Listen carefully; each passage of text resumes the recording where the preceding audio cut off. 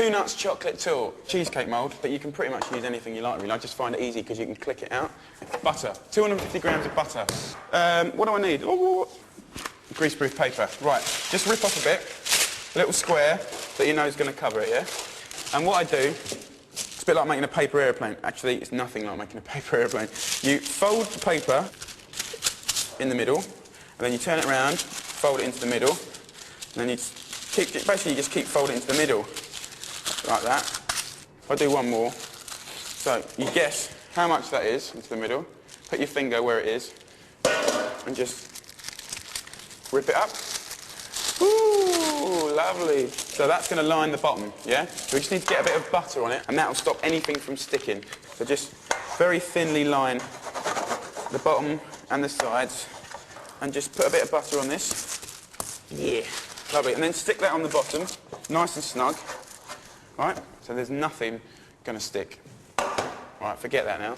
So, I need 300 grams of nuts. It's called 2 nuts torte, because I've got 2 nuts in it, basically. I've got walnuts and almonds, and I need 150 grams of each, yeah? Which is pretty simple to remember. And these are 100 gram packets. So, there's 100 grams of almonds, there's 100 grams of almonds, and then I'm not going to get the scales out or nothing like that. Just pour out the nuts and divide it into 2. Same with the walnuts. I think where at all possible, not use the scales, okay? So, just divide the old nuts by half again. What I'm going to do, got the old Magimix, chuck the nuts in there, okay? And we're going to whiz it up until it's a powder. 30 seconds, 40 seconds. Lovely. So look, what we got, yeah? It's fantastic. That's what it should be. It's like powder. Right, chocolate. It is a chocolate torte. We need 300 grams of chocolate. 1, we're going to put here. 2,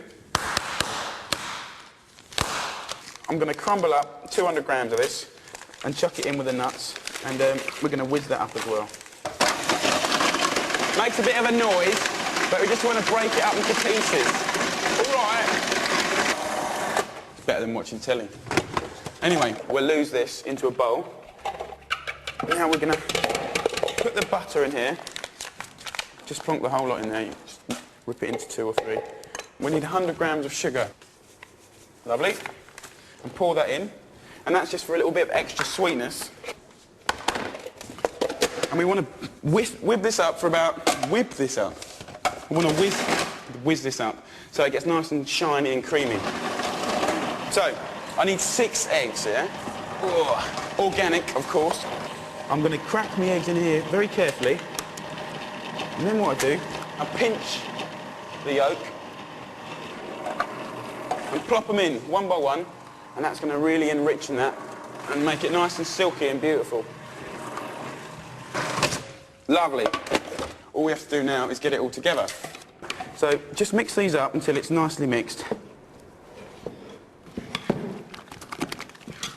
Right, now the best bit. Egg whites, flavour, lift. We have to get them together, but I want to get these really stiff. So at the last minute, add a good pinch of salt. That kind of helps it to be stiff. And whisk it up, me old darling. I've got a bit of a mad day because I've got to go and pick some... Gennaro's given me some mushrooms for the main course. And then I've got to go and pick up Tim from the airport. So I can't be late, otherwise the poor old boy, he thinks he's going into London because it's Stansted Airport, but it's not as central, it's out in the wilderness where I come from, so he'll be getting... Thought I was in London? Jamie, where are you?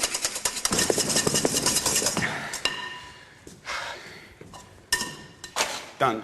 Right, so, add a little bit first, fold it in just to loosen it. Now, as it's air that we've got in the egg whites, what we need to do is get it in there, into the mix, without sort of knocking all the air out, really, otherwise it won't rise. So what we do is, we call it like a folding action. Do sort of movements like that kind of fold in from the outside to the middle, then maybe change and go from the middle to the outside. It's good for a couple of days, and then when it's got a bit stale, just crumble it up and have some ice cream over it. Baby. So, here we go. Shake it so it's flat. We can cook it straight away, but the reason I held this other 100 grams of chocolate back, if you get the chocolate and just push it in with your finger and just sort of put it here, there and everywhere, Because when they cook, when you cut into it, you have that lovely like sea of chocolate, a lovely taut, and then there's just a little bit with like running chocolate that comes out. It's fantastic, and I love that. Beautiful. In the oven, about 190 for about an hour. Just test it with a little knife. If it comes out clean, we're off, mate. Cool. Let's go.